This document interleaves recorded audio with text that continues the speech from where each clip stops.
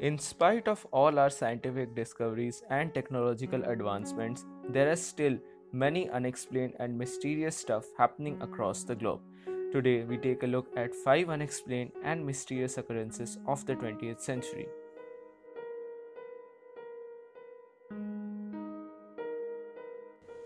The SS Ourang Medan. The shocking case of the SS Ourang Medan is arguably one of the most scary unsolved mysteries of the 20th century. In June 1947, just after the end of the Second World War, multiple ships traveling across the Straits of Malacca between Sumatra and Malaysia picked up a series of SOS distress signals coming from the Dutch ship SS Ourang Medan. Quote, all officers including captain are dead, lying in chart room and bridge, possibly whole crew dead. It ends with a grim message, I die. Picking up the distress call, an American merchant ship, the Silver Star, comes to rescue. When the Silver Star crew boarded the apparently undamaged Ourang Medan, they found the ship littered with dead bodies of the Dutch crew, their eyes wide open, arms gasping at unseen assailants, and faces twisted in agony and horror. They even found the carcass of the ship's dog. There was something very eerie about the boat. The American crew exclaimed to have experienced extreme chills at times.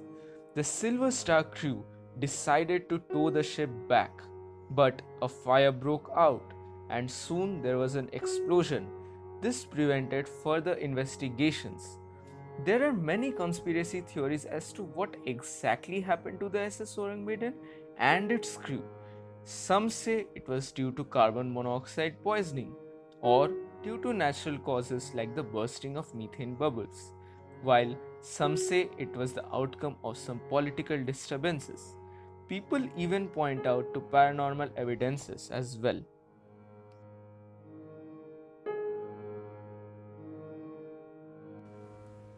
The disappearance of D.B. Cooper. This was one of the longest and most exhaustive investigations in FBI history, and to this day remains the only unsolved skyjacking in the US. On 24th November 1971, a man in his mid-40s wearing a black raincoat, loafers, dark suit, and a black necktie purchased a one-way ticket on Flight 305.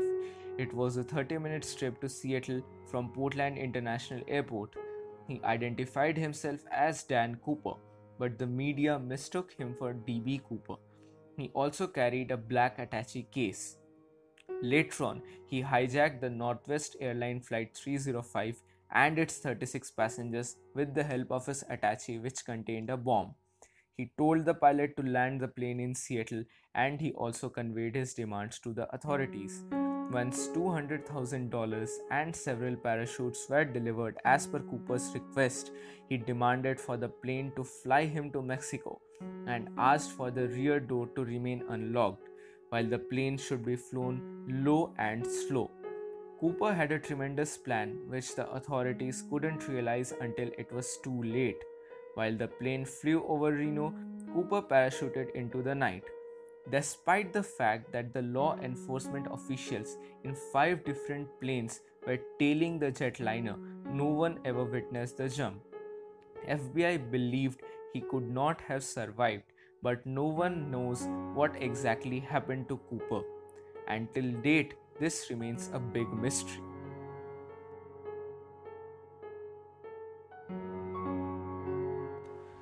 The Zodiac Killer. The Zodiac Killer was a serial killer who terrorized the San Francisco Bay Area during the late 1960s. The number of victims attributed to this killer varies and could be anything from 5 to 37. His identity remains a mystery even today. December 20th, 1968 saw the start of the Reign of Terror with the murders of Betty Lou Jansen and David Faraday.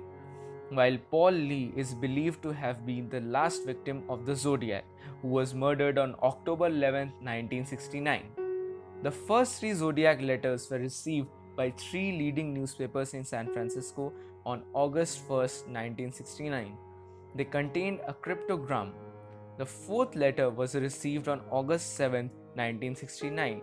In this letter, the killer named himself by coining his notorious "This is the Zodiac speaking" phrase. Out of the four letters received, only one could have been solved. Even after more than 30 years since the last letter was received from the Zodiac, the murderer has yet not been arrested. My condolences to the family members of the victims who have not got justice for their loved ones even today.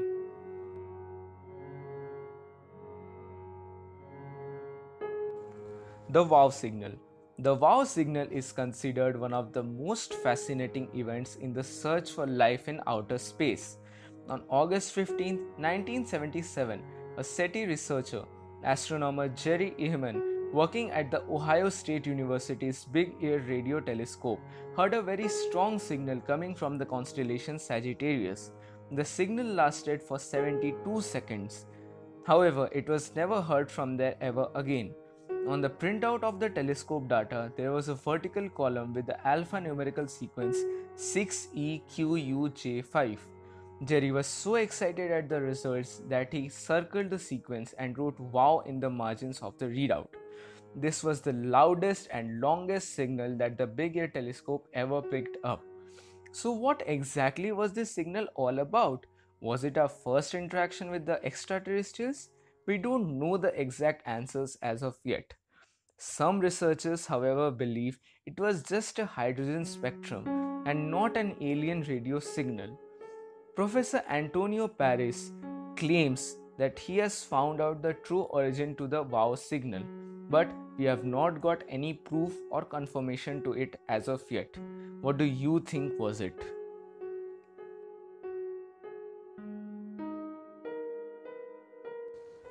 The reincarnation of Shanthi Devi. This one is a very bizarre story.